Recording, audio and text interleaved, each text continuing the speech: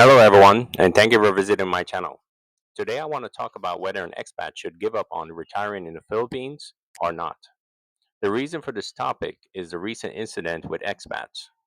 One expat was arrested for arguing with a Filipina, another expat who throws a Filipino off a balcony in anger, and of course, the expats are still being taken advantage of with romance scams. Should the Philippines still be considered for retirement? We'll talk about it. Stay tuned.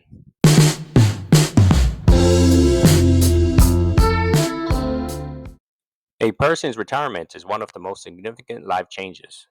For many Westerners, the golden years are not just about staying in the same place where they spend their working years, but about reinventing themselves in a new environment, one that offers peace, comfort, affordability, and ideally, friendship.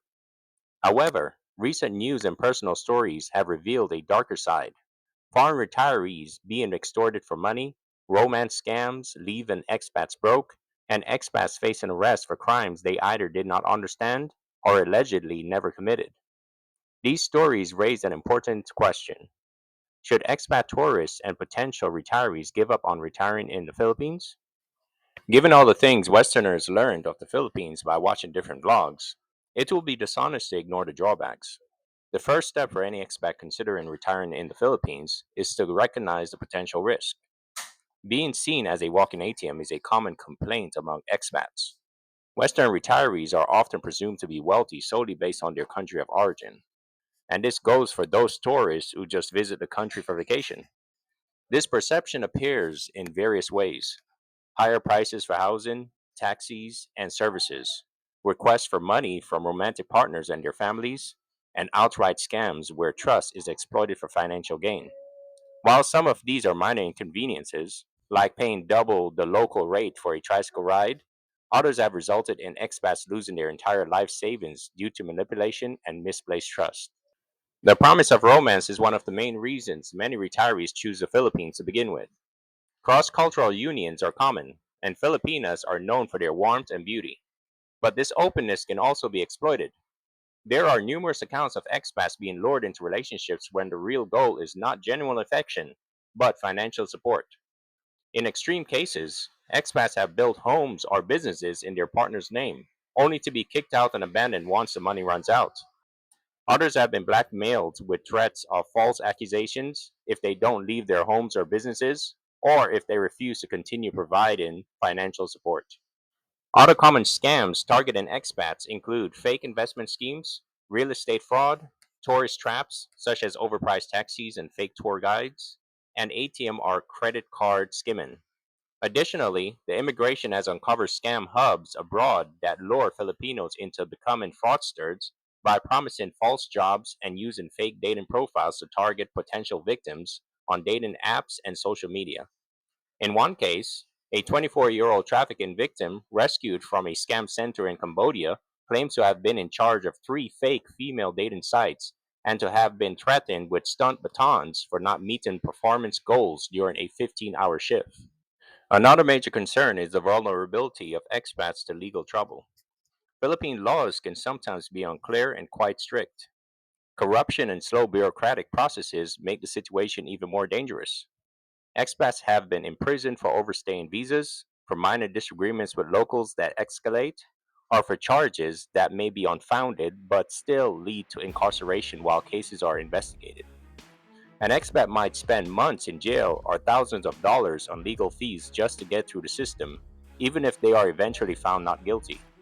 Since they are often presumed to have the means to pay up, expats are left exposed, as many local conflicts are resolved through financial means rather than through fair trial procedures. Although it is less frequent than headlines suggest, violent crimes against expats do happen. Robberies, break ins, and targeted scams occur more often. The lack of strong police protection in some areas means expats must take personal responsibility for their safety. Alcohol related arguments can often lead to fights that put expats at risk, especially in nightlife heavy areas.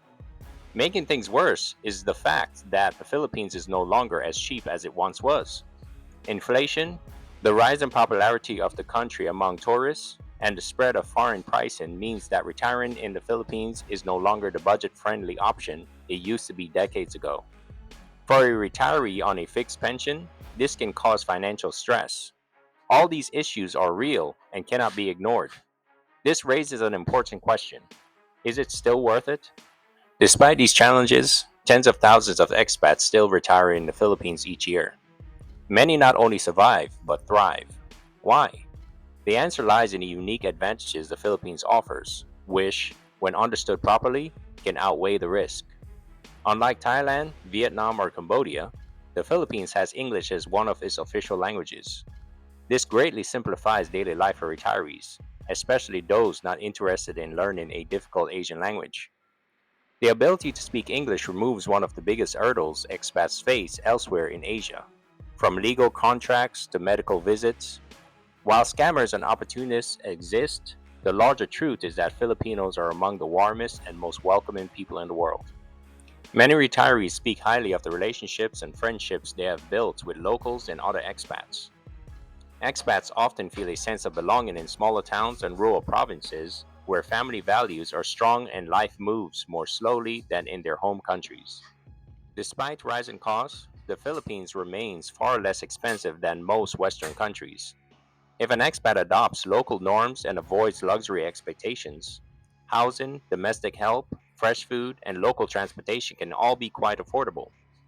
A retiree living on $1,500 to $2,000 a month can often live comfortably in many parts of the country, a level of affordability impossible in the United States, Canada, or Western Europe.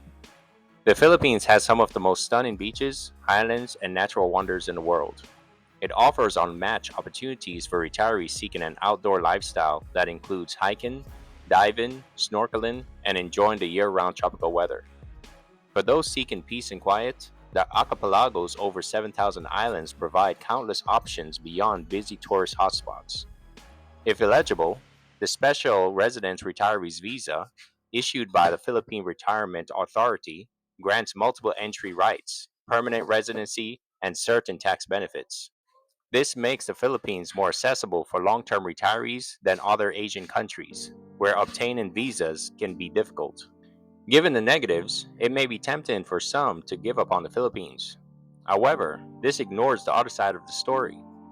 The Philippines requires awareness and adaptation, not special risk or corruption. Expats who make preventable mistakes, such as rushing into relationships, showing off their wealth, ignoring visa requirements, or assuming Western legal protections applying a different cultural system, are often the source of horror stories that spread. To give up on the Philippines would mean overlooking its true rewards, which thousands of savvy retirees enjoy every day. Instead, the real question should not be whether to abandon the Philippines, but how to approach it wisely. For those considering retirement in the Philippines, success depends on practical strategies such as maintaining a low profile, dressing modestly, not flashy. Don't brag about your assets or pensions. That will just make you a target for scammers. Before making major financial commitments to a relationship, wait at least a year. Wait until trust has been built over time before constructing homes or sending money. If you are staying more than 30 days, keep your visas current at all times. Avoid conflicts with locals. Remember that perception is as important as legality in the Philippines. For long term success, build connections with reliable locals and other expats. A support network can provide guidance and safety, even in difficult times. Adjust your expectations by embracing the calmer, simpler lifestyle that the Philippines offers rather than pursuing Western luxury.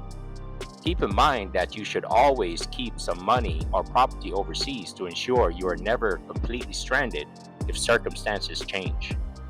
So, should expats abandon plans to retire in the Philippines? If approached with an open mind, the answer is no. The Philippines is hardly the idyllic, carefree place that travel ads depict. It is a country where economic disparity, systemic corruption, and cultural differences can pose risks to expats. However, with proper preparation, it is also a land of opportunity, affordability, warmth, and natural beauty. Retirement in the Philippines is neither for the reckless nor the naive. It is for those who are informed, cautious, and adaptable. Those expecting a utopia free of danger will definitely be disappointed. But those who see the Philippines as it truly is, A vibrant, complex country that rewards humility, patience, and cultural respect will find retirement here not only feasible but deeply rewarding. Therefore, the Philippines should not be abandoned as a retirement destination. Instead, it should be approached with wisdom, caution, and respect. The dream of a tropical retirement remains alive, but only for those who learn to live it wisely. All right, guys, that is all for today's show. If you have any questions or comments, please comment down below. Thank you all for watching. Until next time, have a good day.